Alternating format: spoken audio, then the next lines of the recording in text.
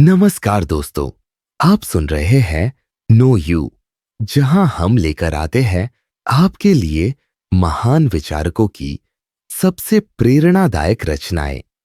और आज हम लेकर आए हैं ओशो की दृष्टि से विवाह और बच्चे, इस श्रृंखला का पहला भाग। ओशो, जिनकी बातें हमेशा सामाजिक रूढ़ियों को तोड़ने वाली रही है, उन्होंने विवाह के पारंपरिक विचार को पूरी तरह नकार दिया। और जब उनसे पूछा गया, क्या आप कभी विवाह करने वाले थे? ओशो का उत्तर बिल्कुल सीधा था, नहीं, कभी नहीं। विवाह, बंधन या स्वतंत्रता की हत्या। ओशो कहते हैं, मैं शुरू से ही विवाह के खिलाफ रहा हूं, क्योंकि विवाह का अर्थ है स्वतंत्रता को खो देना, कानूनी रूप से किसी स्त्री या पुरुष से बंध जाना। ये मेरे लिए स्वीकार्य नहीं।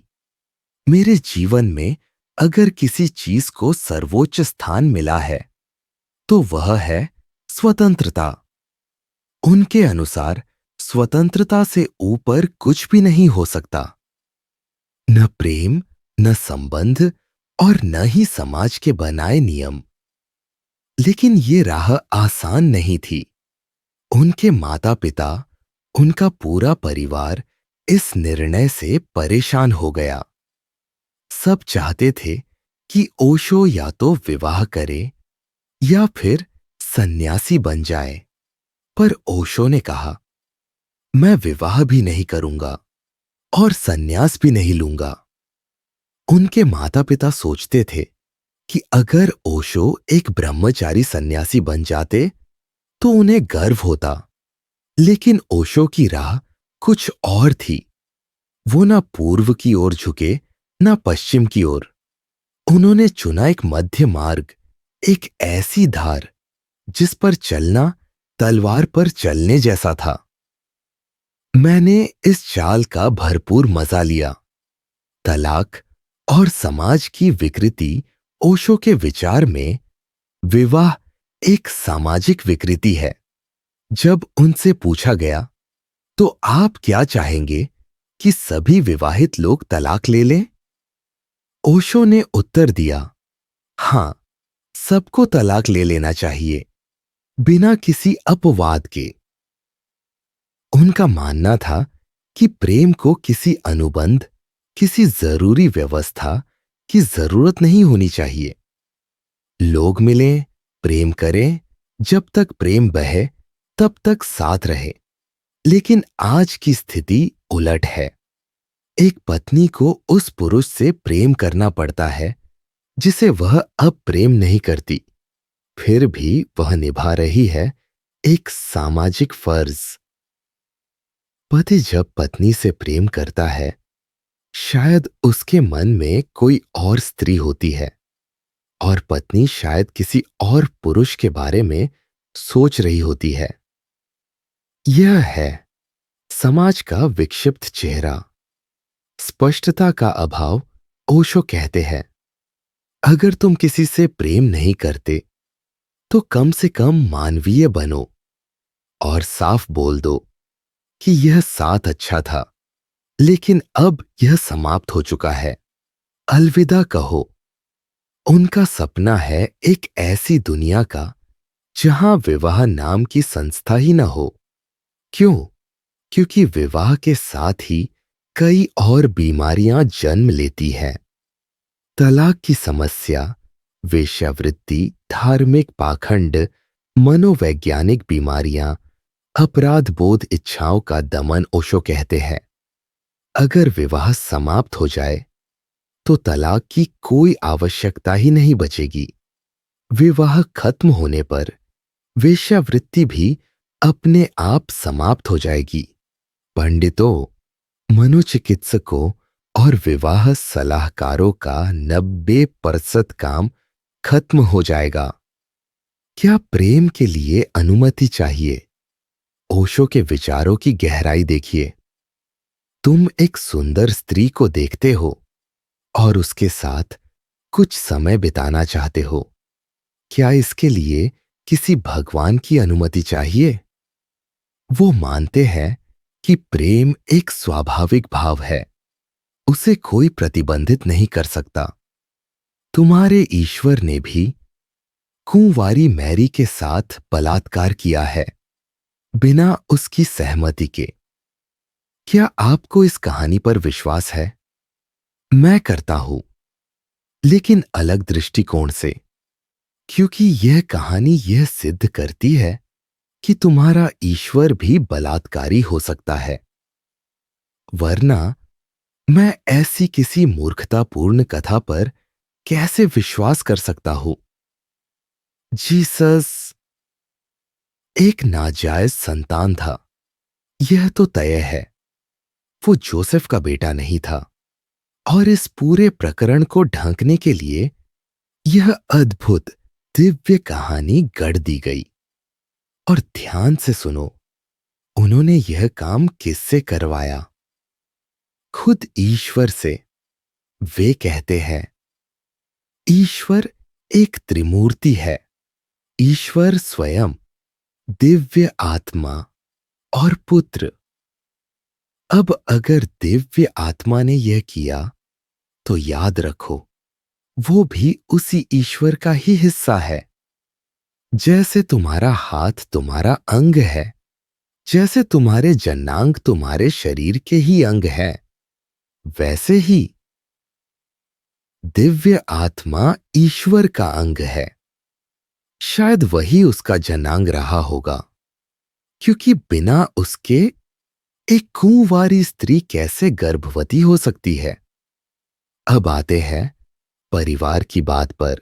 परिवार, पारिवारिक जिम्मेदारियां, बच्चों के प्रति मां बाप की जवाबदेही।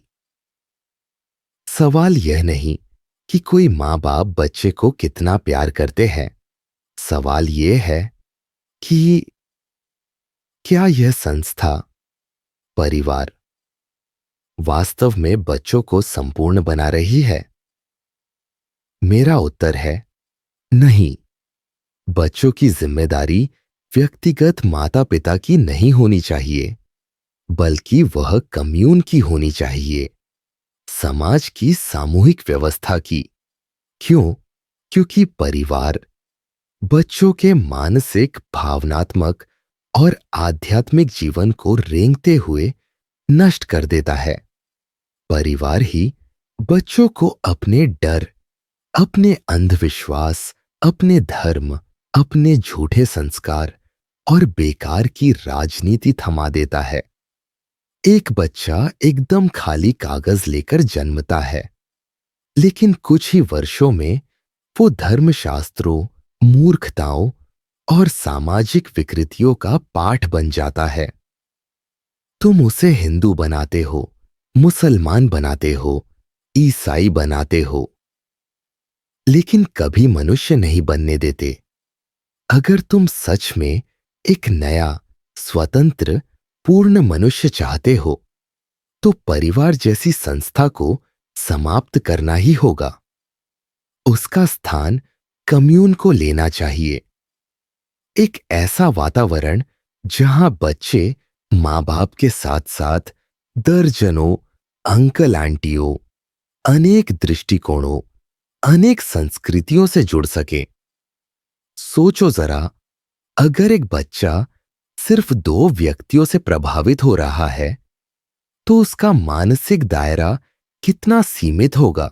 पर यदि वो दर्जनों व्यक्तियों से हर रोज घुलता मिलता है, सीखता है, प्रेम और करुणा का अनुभव करता है, तो उसकी आत्मा कितनी समृद्ध होगी। हमारे बच्चे दरिद्र हैं, क्योंकि उनका संपर्क केवल एक मां और एक पिता तक सीमित रहता है। और वही माता पिता हर रोज एक दूसरे पर चिल्लाते हैं, झगड़ते हैं, हिंसा करते हैं, और बच्चा यही सीखता है कि यह जीवन का सामान्य रूप है। यही कारण है कि हर बेटा अपने पिता को कभी माफ नहीं कर पाता, और हर बेटी अपनी मां से चुपचाप नाराज रहती है। उन्होंने उसके बचपन का सौंदर्य छीन लिया। यह सिर्फ मेरा नहीं, बल्कि आधुनिक मनोविज्ञान का भी निष्कर्ष है। लेकिन अगर एक बच्चा कम्यून में पले, तो वह कई व्यक्तित्वों से मिलेगा, नए दृष्टिकोण सीखेगा और कभी भी किसी एक विचार, धर्म या परंपरा का गुलाम नहीं बनेगा। और मैं यह अनुभव से कहता हूं, हर व्यक्ति अपने आप में अनोखा है। जितने अधिक लोगों से तुम्हारा संपर्क होगा, जितना ज्यादा तुम देखोगे, समझोगे, सीखोगे, उतना ही तुम समृद्ध बनोगे। एक समृद्ध आत्मा ना केवल खुद को जानती है, बल्कि पूरे अस्तित्व को समझती है।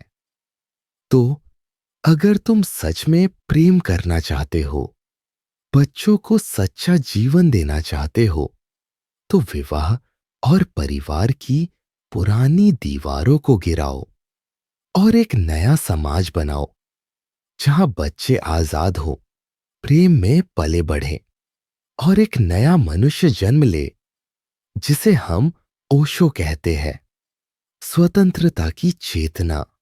ओशो विवाह के खिलाफ नहीं है, प्रेम के खिलाफ, बल्कि वह प्रेम को विवाह की सीमाओं में जकड़ने के खिलाफ है। वो कहते हैं, प्रेम अगर बंधन बन जाए